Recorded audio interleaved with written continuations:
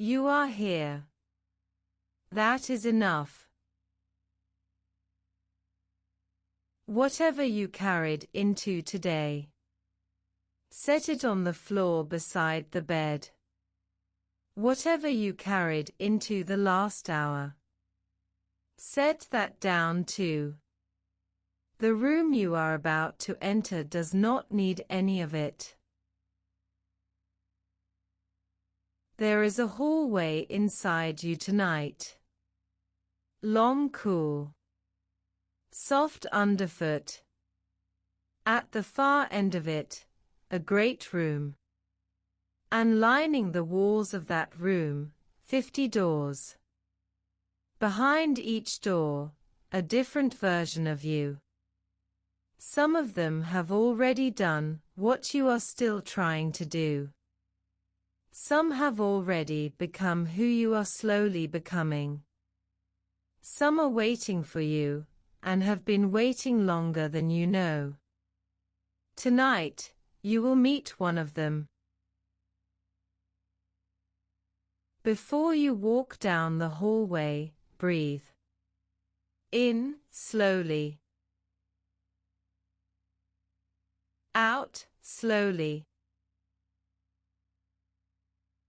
Again. In slowly. Out slowly. This practice asks you to believe nothing. Whoever you understand to be in this room with you, God, the saints, your ancestors, your higher self, your future self, your unconscious mind, the universe, the part of your brain that imagines, or simply you, talking to yourself. They are welcome here. The mechanism is yours to choose. The practice is the same. You may close your eyes now if they are not already closed. You may set your screen face down if it is not already down. The room does not need light. The room does not need anyone watching. It only needs you. The hallway is real enough now to walk. Each step, unhurried. Each breath, a little slower than the last. The walls of the hallway are warm to the touch. The floor is soft. Dark stone, polished wood. You may choose, but it is not important. The ceiling is high, and arches softly upward. At the end of the hallway, the great room opens. You step inside. Around you, 50 doors. You do not need to count them. You do not need to find them all. On some nights, you will only see a few. On some nights, you will see them all at once. On some nights, only one will be lit. Tonight, one of them is calling.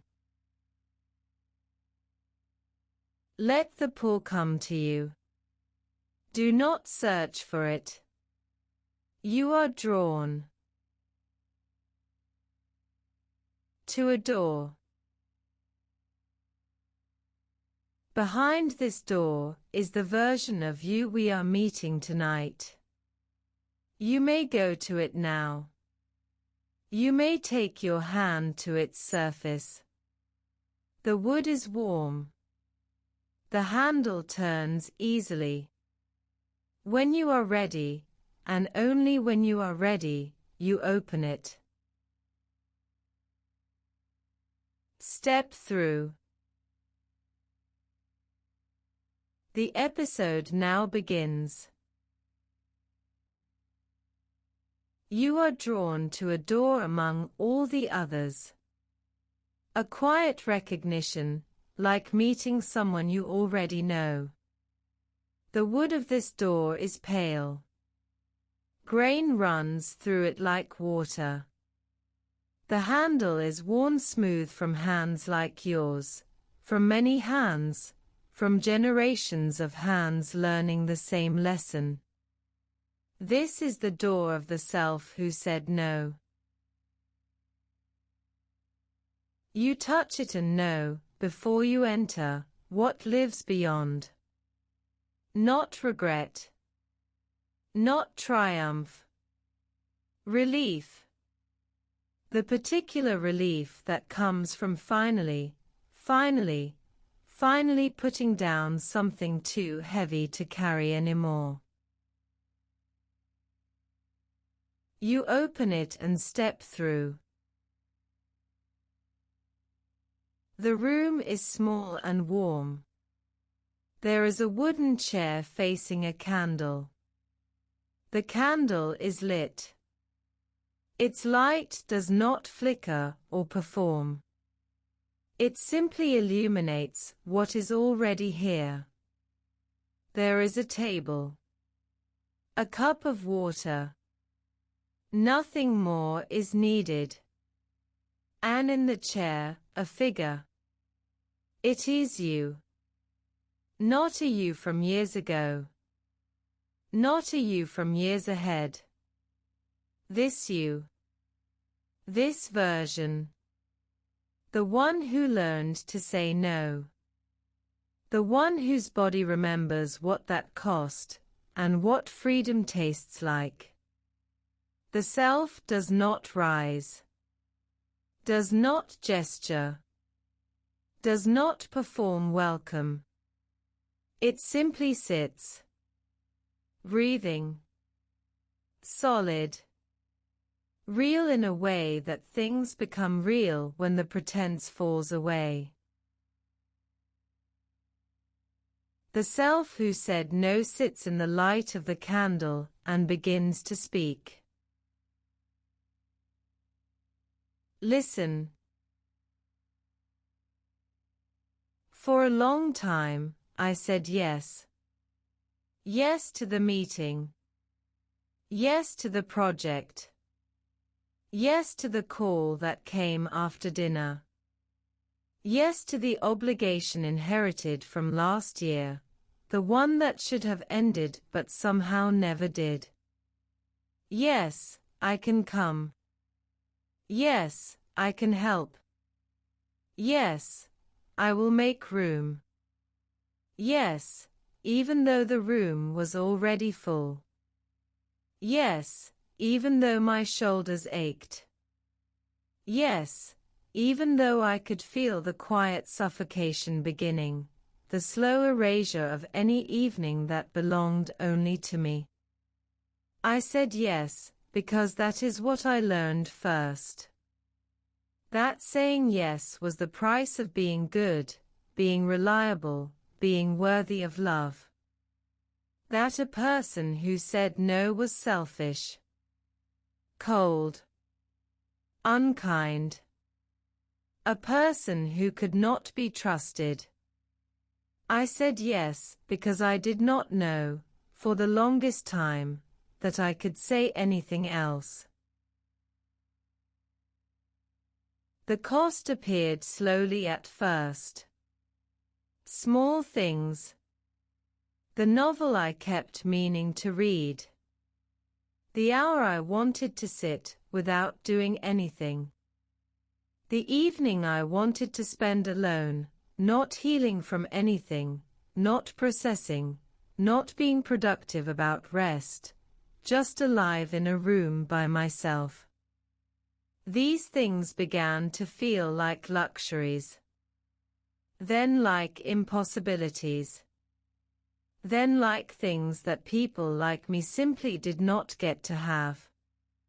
I did not notice when resentment arrived. It came so gently. It masqueraded as obligation.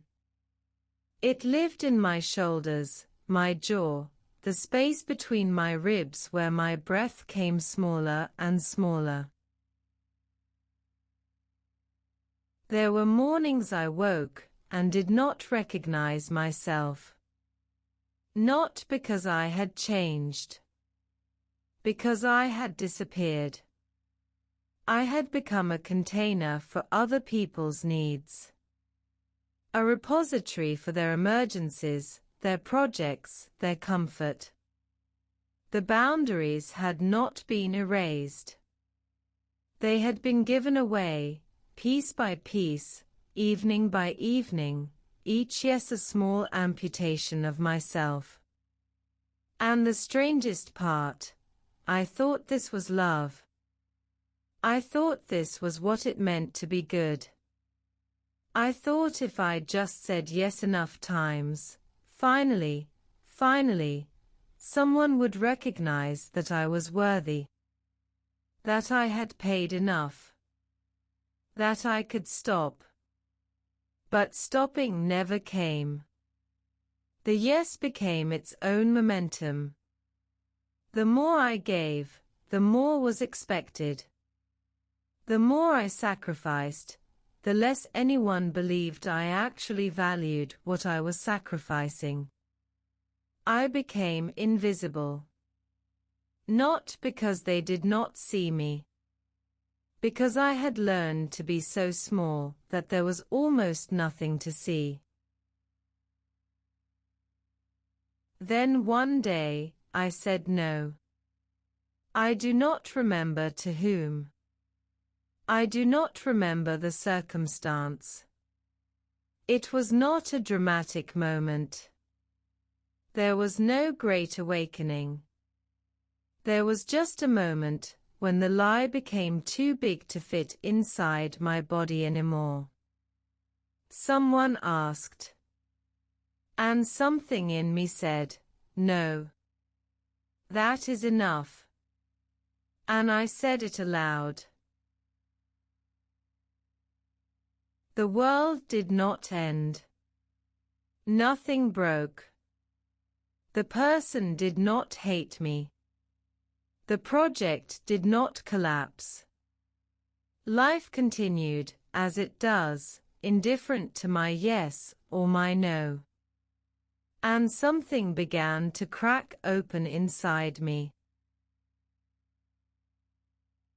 At first, it was terrifying. The guilt was extraordinary. I expected punishment. I expected to be left. I expected the withdrawal of love, the contempt, the label of selfish that would follow me forever. Some people did leave. Or rather, some relationships revealed themselves to have been transactional. They had been built on my availability, on my willingness to disappear into their needs. When I became unavailable, there was nothing holding them to me. And I grieved that. I need to tell you that. I grieved it deeply. But I also understood something. They had not loved me. They had loved what I did. They had loved that I said yes. They had loved that I would break myself into smaller and smaller pieces to fit into their world. That was not love. Love stays when the boundary comes. Love does not punish the self for becoming real. And something else happened. When I began to say no to the things I did not want to do, people I actually loved came closer. They had been there the whole time, waiting for me to become solid enough to touch. Waiting for me to stop disappearing. They had been loving the phantom of me, the rumor of me, the memory of someone who might have been there if I had not been so busy being available to everyone else. When I became real, they recognized me. And they stayed. That is a different kind of love. It is the kind that does not cost everything. It is the kind that builds something instead of consuming it. I learned that no is a complete sentence. No. I cannot. No, I do not want to. No, my body is full. No, I am not available. No, that is not how I choose to spend my evening. No, I have already given at that door. I do not owe anyone an explanation. I do not need to justify or minimize or apologize into my own boundary. No is not unkind unless I make it unkind. I have said no with contempt. I have said no as punishment. I have said no while twisting the knife. But I have also learned to say no with gentleness. No with warmth. No without cruelty. No as a gift to both myself and the person I am declining. Because sometimes the kindest thing is to tell the truth, I cannot. And to let them find what they need from someone who can. My body began to change when the yes stopped. The tension in my shoulders released. It took weeks. Weeks of my neck hurting as the muscles finally let go of a burden they had been carrying for years. My breath came deeper. I had not noticed it was shallow until it was not anymore. I could sleep. Actually sleep. Not the sleep of the exhausted, who collapse because they cannot stay awake anymore. The sleep of someone who has finished their day and can rest. I began to remember what it felt like to wake and be glad. Not glad it was the day of another meeting, another obligation, another chance to prove my worth. Glad it was a day I got to live. That the evening would be mine. That no one had a claim on my hours except me. And I learned to say no to obligations that I had accepted a long time ago. There was a committee I had joined years earlier when I thought that responsibility meant visibility. When I thought exhaustion was proof of dedication. For a long time, I told myself I could not leave. I had committed. I had made a promise. And promises meant something. But the promise had been made by someone else. An earlier version of me, younger, more desperate to be seen, more willing to destroy herself for the illusion of permanence in someone else's life. That version had not known what she was agreeing to. Had not known what it would cost her. Had not known that there would come a day when continuing would mean betraying the self she was becoming. So I left that obligation. And another. And another. At first, I was racked with guilt. Then I realized that guilt did not belong to me. It belonged to the story I had inherited about loyalty, about sacrifice, about what a good person does. A good person does not destroy herself to keep a promise she made when she did not yet know herself. A good person gets to change her mind. I carry compassion for the version of me who could not yet say no.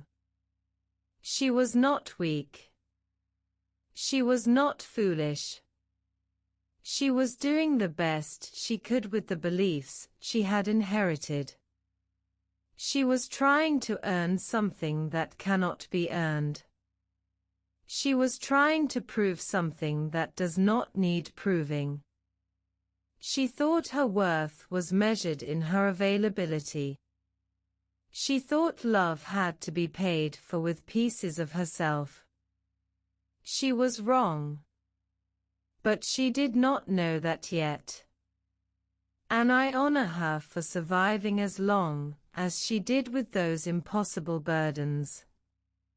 The work I do now, the know I practice, the boundaries I hold with kindness and firmness. That is not a rejection of her. That is a rescue of her. That is a coming forward through time and saying, you can stop now. I have got it from here.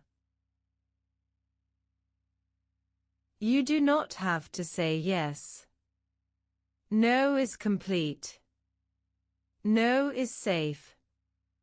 No is the first word of freedom. And if you have been saying yes for a long time, if your body has forgotten what it feels like to belong to yourself, the guilt that comes when you finally refuse will be extraordinary. Let it be there. Let it burn through you. Let it show you exactly where you learned that your worth was contingent, that you had to disappear to be loved. And then, gently, set it down. You are allowed to change your mind. You are allowed to take your time back. You are allowed to belong to yourself. That is not selfish. That is the only path to actual generosity. When you are full, you overflow naturally. When you are empty, all your giving becomes a kind of violence. Fill yourself first. The self who said no rises from the chair. The candle is still burning. The light is still gentle and steady. The self moves toward you. Not quickly. Not urgently. With the easiness of someone who is finally at home in their own body. Their hand comes to rest on the center of your chest, where you have been carrying it. The weight of yes. The burden of obligation. The cost of being endlessly available. There is warmth where they touch you. It is not the warmth of excitement. It is the warmth of rest. The warmth of something finally being put down. They speak quietly. I have got it from here. You do not have to carry this anymore. Your body is yours. Your time is yours. Your evenings are yours. Rest now. You have said yes long enough. And slowly, the hand remains, but the self begins to fade. The light of the candle remains. The warmth of the touch remains.